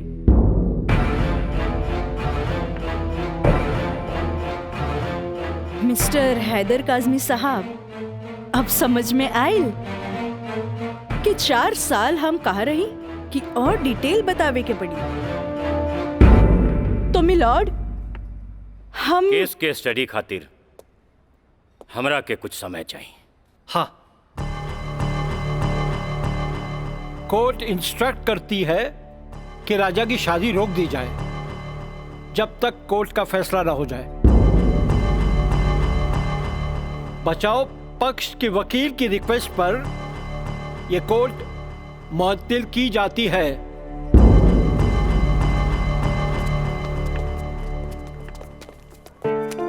बहुत सही किया। देख के घबरा गई, तुरंत चल गई। बहुत अच्छा। ए वकील साहब, कोर्ट से समय काहे ले लेनी हो? तका करती तू हमरा के बतेबो ना कैला कि लड़की खुद वकील बिया। अरे तय से आपके का फर्क पड़ी? तू का समझबा कि हमरा का फर्क पड़ी? वो लड़की के आईपीसी आदि कानून के सब धारा मालूम हुई। एक खातिर हमरा के जीरा में सावधानी बरते के पड़ी। खैर तू चिंता ना करा, अब अगला तारीख लेवे दा हमरा के। वकील साहब, अगला तारीख रहुआ जल्द से जल्द ले लिहल जाओ, और रहुआ पैसा के चिंता एकदम न करब।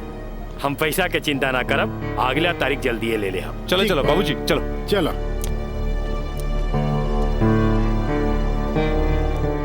हेलो, हाँ, अब फिक्र करे के बात नहीं के। अरे तहार काम हो जाई, हम समझ गए नहीं, एकदम में समझ गए नहीं। हाँ,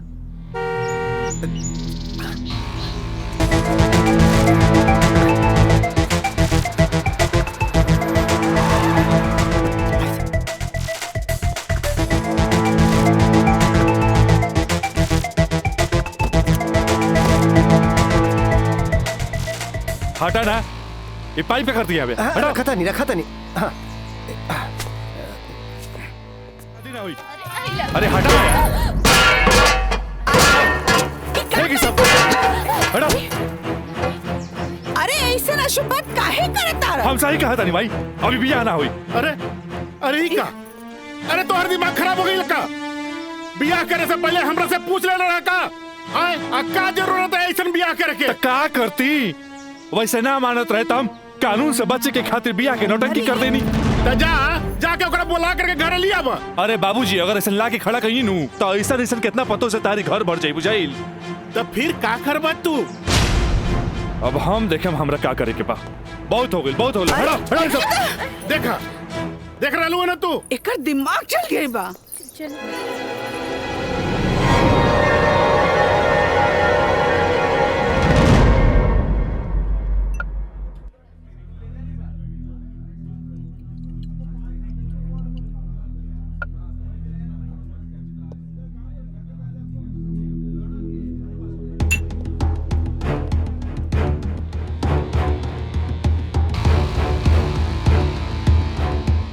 बोला राज, का बात बा?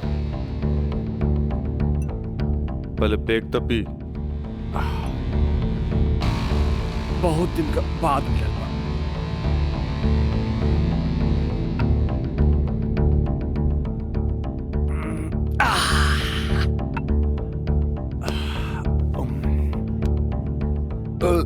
अब बतावा का बात बा? मयंक,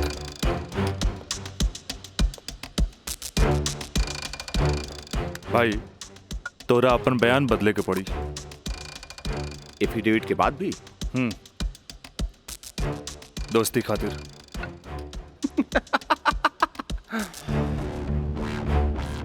अब बयान देने का कीमत काजल 50 लाख लगल गया। बयान बदले के बाद बयान बदले का कीमत 1 करोड़। 1 करोड़? यस, 1 करोड़। कहे से कि हमरा काजल से ब्याह करके सेटल भी होके के बाद, और हम तोहरा जैसा अमीर त नहीं की। और हाँ, अगर डीलिंग मंजूर होके तो तारीख से पहले आ जाइए। अच्छा, हम चलत नहीं।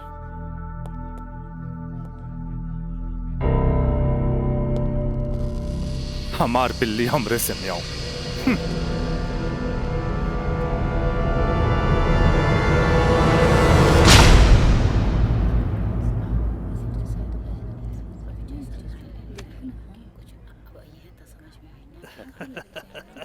आज हम ही जीतब।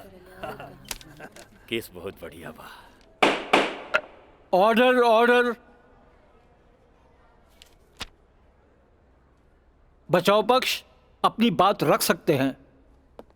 योर ऑनर, बचाव पक्ष के हमार मुवक्किल राजा के हम कटघरा में बुलावल चाहब। ओके, यू कैन।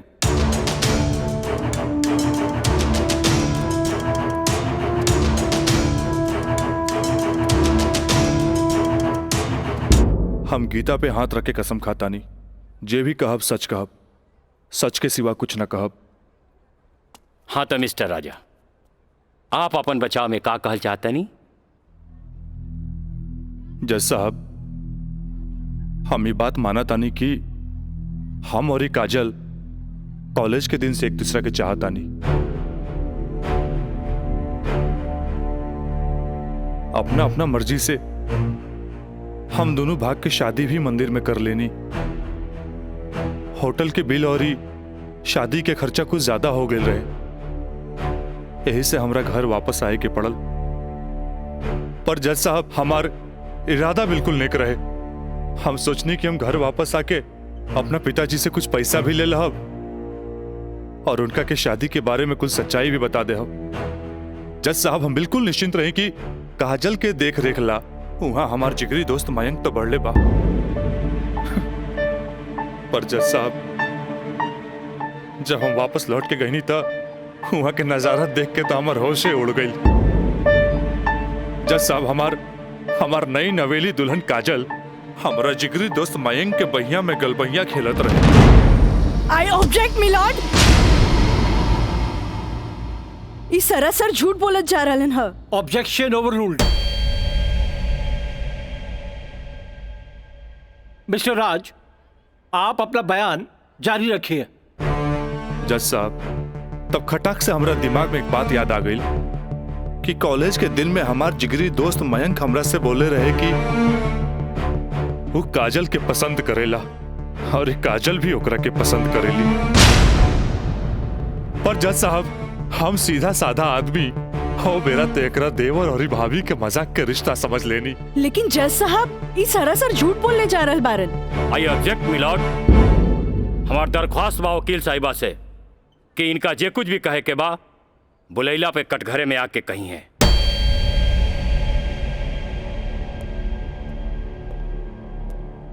आप कंटिन्यू कर सकते हैं मिस्टर राज। जज साहब, कोई भी आदमी अपना बीवी के केहू दूसरा के बहिया में देखी तो ओकरा मन मस्तिष्क पर का गुजरी, ये आप अच्छे से समझ सकीले जज साहब। मिलॉर्ड, ई सरासर झूठ के पुलिंदा आपके सामने रखल जा रहल बा। कोर्ट के गुमराह करे की कोशिश कइल जा रहल बा।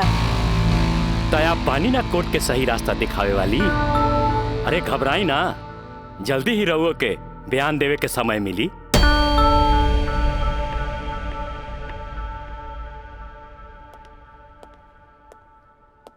यू कंटिन्यू मिस्टर राज।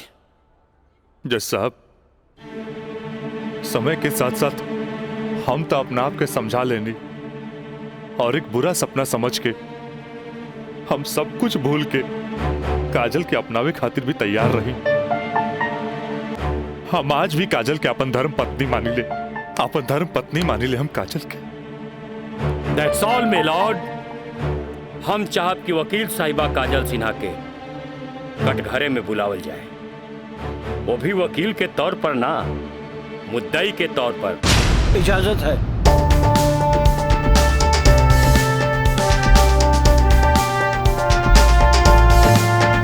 जाइए आप बैठिए।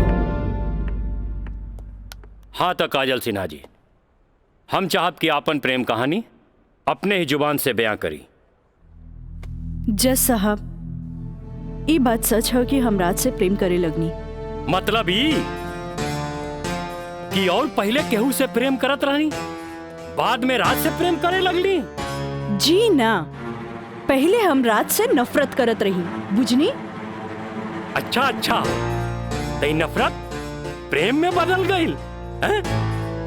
जज साहब, हम अपन मर्जी से ब्याह खातिर राजी हो गई नी और माई बाबूजी के बिना बतैले ब्याह कैनी, जे बहुत बड़ भूल रहे।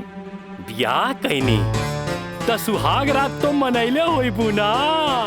आई बताई, मर्जी से कि बिना मर्जी से मनैले रहलू?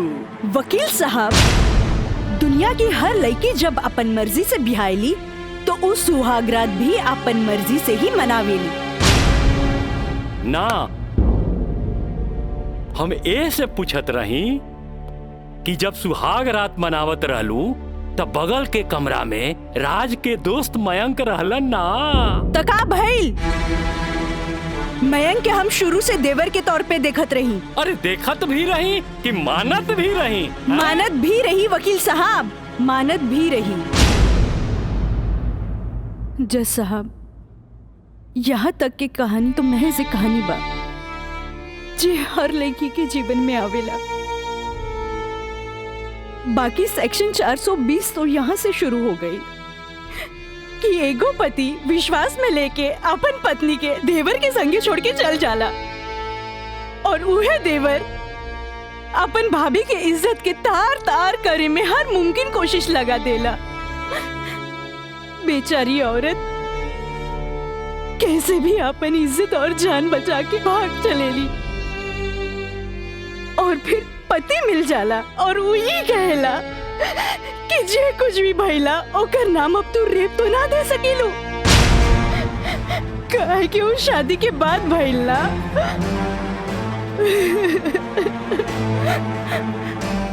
और रहल बात शादी के, तो तू सो कॉल देवर से कर सकेलू, काहे के ओकरा हमार झूठन खाए के आदत है।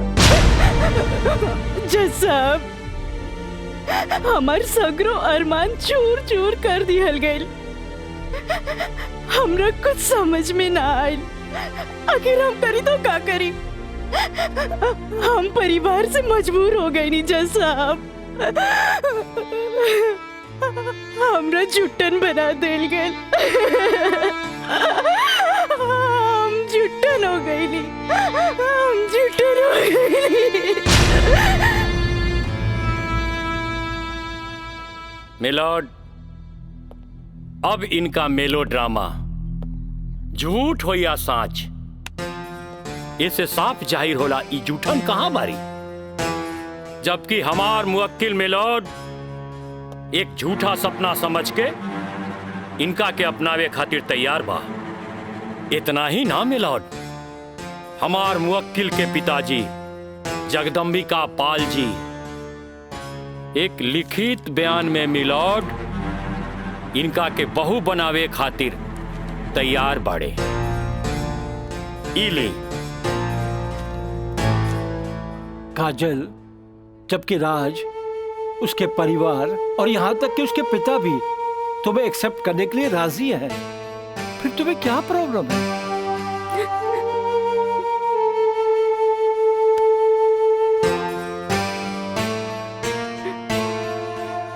तुम बोलती क्यों नहीं हो?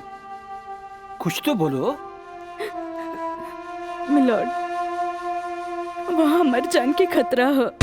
वाह मिलॉर्ड वाह, जौन परिवार के जिला जवान में रिस्पेक्ट बा, जौन परिवार पर आज तक कोनो क्रिमिनल केस नहीं थे, और वो परिवार के साथ इनकर जान के खतरा बा। Now picture is very clear milord.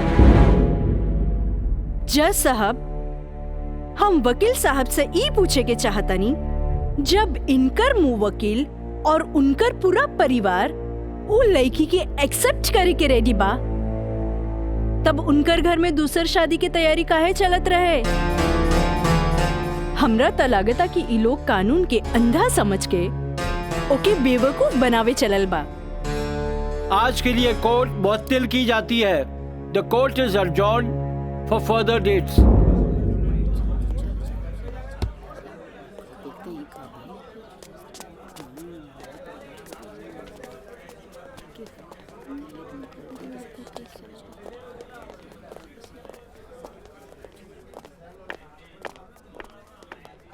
वकील साहिबा, अरे वाह, तू तो बड़ा चालाक बड़ू हो। एफिडेविट करवा के मैं के तू अच्छा यूज कैलू। आपके के कह दलस कि कोई वकील के सबूत इकट्ठा करे खातिर चालाक ना होके के चाहिए? बाकी चालाकियों में भी हम तो हर बापे निकला। और अगला डेट में दूध में ऐसा पानी मिलाई, देखते रह जाओ। चलो बाबूजी। देखो काजल जी, कल कोर्ट में उनके वकील ने जो बहस की, ये एक केस है 99 दिल्ली का। तुम्हारे केस से बहुत कुछ मिलता जुलता है। जी सर। और इसमें उसके पक्ष में फैसला हुआ था। मैं इसको अंडरलाइन कर दे रहा हूँ। ओके। हाँ। तो ये पॉइंट जो है, ये पॉइंट ध्यान से पढ़ लेना। जी सर। और कल तुम्हारी बहस में ज्यादातर ये बातें होनी चाहिए। ओके। समझ गए ना मिथिलेश? जी। थोड़ा ध्यान रखना, ये सारे पॉइंट्स इसके दिमाग में बैठ जाने चाहिए, क्योंकि सारी बहस इसी पर होनी है। जी। कल की बहस बहुत इंपॉर्टेंट है। जी सर। ये बुक ले जाओ, अच्छी तरह से इसकी स्टडी कर लेना। जी सर। ठीक है, जाओ बेटा। Thank you sir. God bless.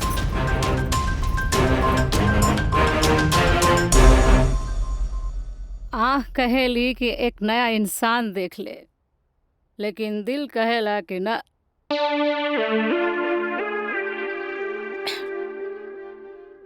कि वह शख्स एक दिन लौट के जरूर आए।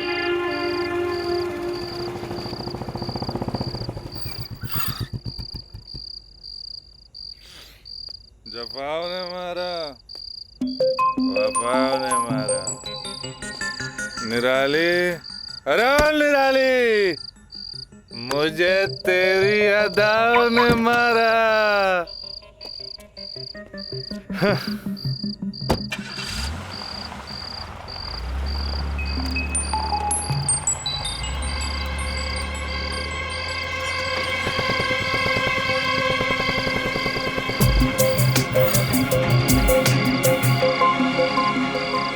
राज यहाँ प्रोस्टिट्यूट एरिया में?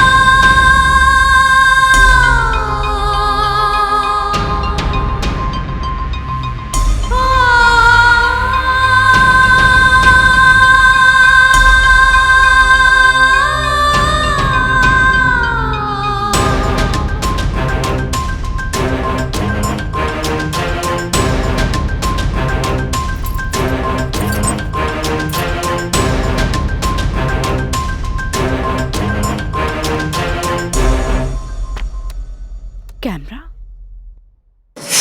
अब जाए भी और जल्दी आई। ठीक बा।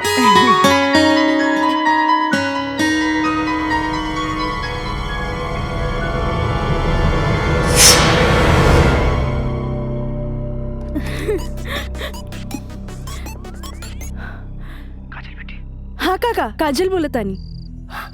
काजल बिटिया, काम हो गई। काम हो गई काका? जल्दी से 3 कोनवा पर आ जा। ठीक है काका, आवतानी। का बात है? केहू देखत तो नहीं खे। इला तार दिहल कैमरा और ई रहल कैमरा के चिप बिटिया। हे भगवान, बहुत बचपुचा के आइल बानी ताकि केहू के शक ना हो। थैंक यू काका। अरे रीका बिटिया, देखा बिटिया, भगवान के घर में देर होला, अंधेर नहीं खे, और भगवान तारा बहुते कामयाबी दी है। अच्छा बिटिया जी। अच्छा बिटिया, हम जाता नहीं। ठीक बा।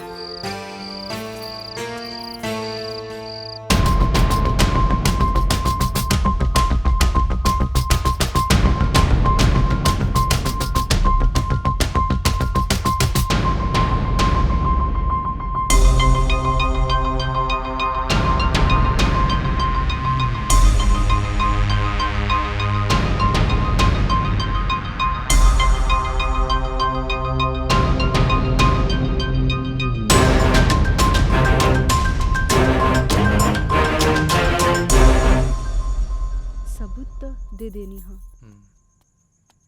बाकी सर आ गए।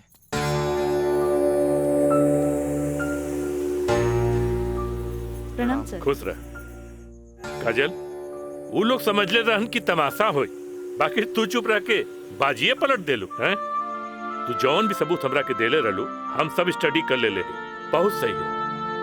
आई एम प्राउड ऑफ यू बेटा। Thank you sir. God bless you. Mithilesh ji, कल कोर्ट पे मिले चाहिए। ठीक बा सर। ठीक है, चलो। प्रणाम सर।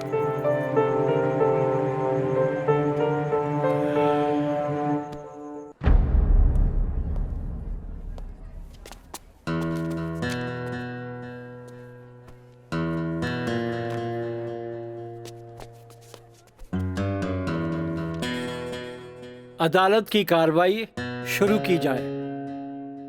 जा बेटा। मिलॉर्ड, असल में ई केस एगो अय्याश अमीर आदमी के अय्याशी के केस है। साथ में पढ़े वाली छात्रा के अपन अय्याशी के जाल में फंसा के ओकर असमत से खेले के केस है। I object milord. हमार वकील साहिबा के शायद दिमाग खराब हो गई बा जी। हमार मुवक्किल पर बेबुनियाद घटिया इल्जाम लगा रहल बाड़ी। मिलॉर्ड, जेकरा ई घटिया और बेबुनियाद इल्जाम कहतारे ओकर बुनियाद हा। हम चाहे कि इनकर मुवक्किल राजा के कटघरे में बुलावल जाए। इजाजत है।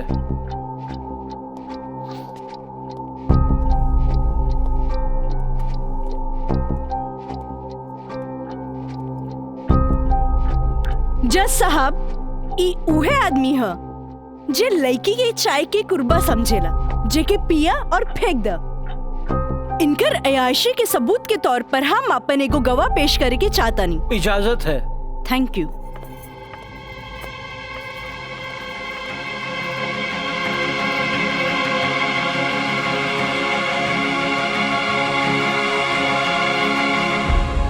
जज साहब, इस शहर के जानल मानल तवाइफ कस्तूरी बाई है। हाँ तो कस्तूरी बाई, ई जे सामने कटघरा में खड़ा बड़न, का आप इनकरा के पहचाने ली? अरे इनकरा के कैसे न पहचाने? ई तो हमार पुराना ग्राहक राजा हवन। Good, thank you. अब जा सकेनी। हाँ तो जज साहब। I object milord. हमार वकील साहिबा हमार पर्सनल क्लाइंट के केस के रुख के बदलल चाहता रही। आखिर केस के ई बात से का वास्ता? वास्ता हाँ जज साहब, वास्ता हाँ। जॉन परिवार के रिस्पेक्ट के गुणगान हमार वकील साहब करत आ रहल बारन, वो परिवार के एक लौता बेटा के चरित्र से वास्ता कैसे ना रही? बताइए जज साहब। अब हम अपन अगला गवाह राजा के कॉलेज के प्रिंसिपल एनके गॉड के पेश करे के चाहता नहीं। इजाजत है। Thank you. प्रिंसिपल श्री एनके गौड़ हाजिर हो।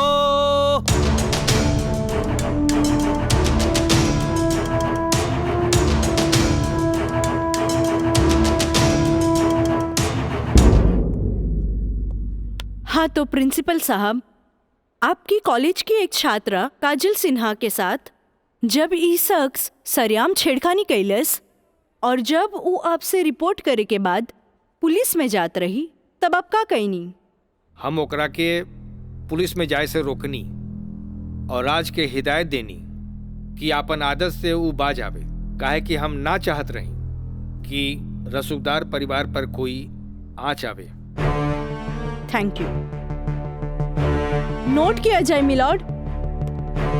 रसूखदार सुनल गई ना जज साहब, हमार वकील साहब के हिसाब से जॉन परिवार पे एक भी क्रिमिनल केस ना हुई भी तो कैसे। खैर, अब हम सबूत के तौर पर इस रसूखदार परिवार के एक लौता बेटा के जिगरी दोस्त मिस्टर मयंक के पेश करे के चाहता नहीं। इजाजत है। गवाह मयंक हाजिर हो।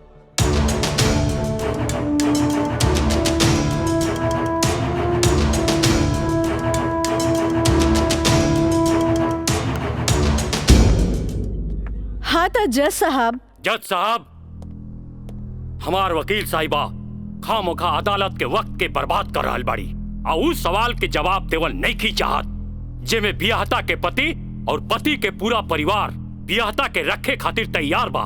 तही बात में कौन जान के खतरा बा? बियाहता ई शख्स उहे आदमी बाड़न जेकर मदद से शादी जैसन पवित्र बंधन के आड़ में कानून के धोखा देवे के साजिश रचल गई, जेकर रचयिता बाड़े मिस्टर राजा और साथ देवे वाला बाड़े मिस्टर मयंक। हाँ तो मिस्टर मयंक, तू अपन जुबान से ही उस सो कॉल शादी के आंखों देखा हाल बतावा। वैसे मिलॉर्ड, सबूत के तौर पर हम अदालत में एगो वीडियो क्लिप पेश करके चाहतन। Thank you sir. Objection milord, यहाँ कोनो टीवी शो नहीं खे। अखामोखा वकील साहिबा हमनी के और अदालत के वक्त के बर्बाद कर रहल बाड़ी।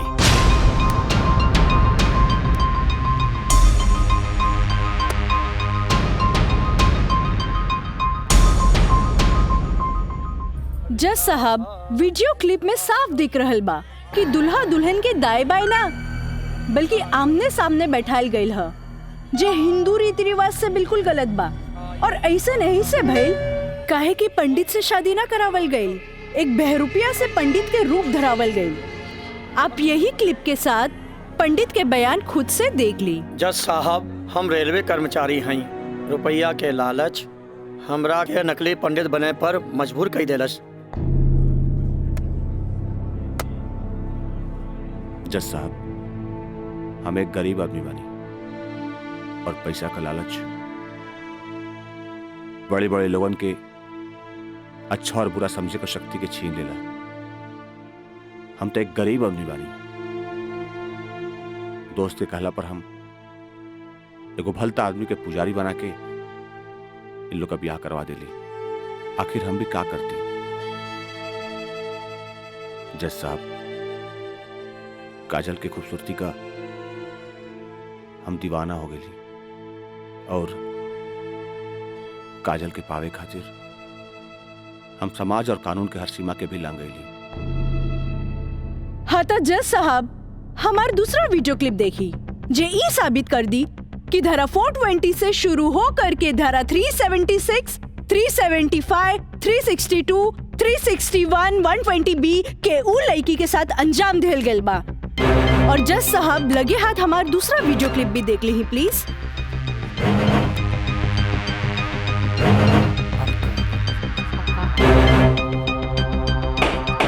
Order order. अरे हटाओ, हटाओ, हटाओ। हम सही कहा था नहीं भाई, अभी भी आना हुई। तोहरा के बियाह करे के कौन कहले रहे? तो का करती? वैसे ना मानत रहे तो हम कानून से बचे के खातिर बियाह के नौटंकी कर देनी। अरे बाबूजी अगर ऐसे ला के खड़ा कहीं नू तो ऐसा नहीं कितना पतों से तारी घर बढ़ जाई बुझाई।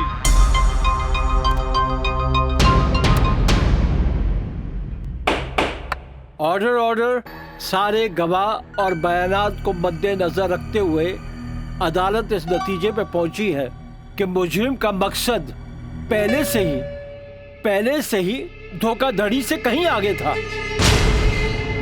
क्योंकि उसका मकसद उस लड़की को धोखा ही नहीं देना था बल्कि उसके साथ शारीरिक संबंध स्थापित करना था।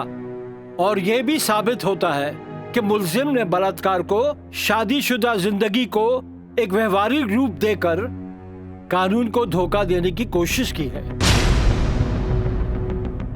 इसलिए अदालत धारा 420 से बढ़कर इसे 376 एक रेप केस करार करती है और साथ ही महंग को इस अवैध कार्य में साथ देने के लिए धारा 120 बी को अदालत मुकर्रर करती है। धारा 376 के तहत मुलजिम राजा सिंह को 9 साल एवं उसके साथी महंग को धारा 120 बी के तहत 4 साल बामुशक्कत कारावास की सजा देती है और पंडित देवी दत्त को नौकरी से बर्खास्तगी के साथ आईपीसी 34 एवं 120 बी के तहत 2 साल की सश्रम कारावास देती है। और अदालत जगदम्बिका पाल सिंह जैसे हर अमीर बाप को यह हिदायत देती है कि पुत्र के मुंह से उनके उल्टे सीधे कारनामों में बेटों का साथ न दे। और इन्हीं फैसलों के साथ अदालत आज बर्खास्त की जाती है। Thank you.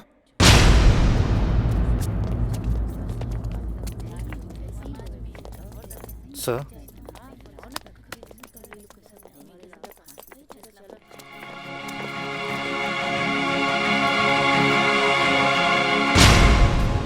ए बेटा, हम तोरा बिना हम कैसे जियब रे?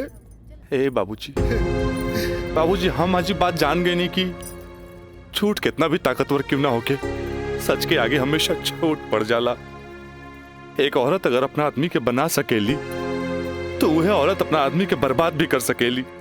बाबूजी हम कबो औरत जात की इज्जत ना कईनी, उनका के अपना पाव के जूती समझनी, पर हम भूल गए रहनी की जन धन दौलत पे हम इतना घमंड करे ले। बाबूजी वो तो एगो लक्ष्मी के रूप है। बाबूजी हमारी गलती माफी के लायक तो नहीं खे, पर हो सके तो हमरा के माफ कर दे। बेटा, तुम्हारी पश्चाताप के आंसू में तुहार पाप सब धुल जाई रे। चलिए इंस्पेक्टर साहब। Kajal, congratulation, I am really proud of you. Congratulation तो हमरा के बोले के चाहिए, काहे कि जीत हमरा लिए अकेले पॉसिबल ना रहे जी आप हमार साथ ना देती। Good, I am really proud of you Kajal. Thank you sir.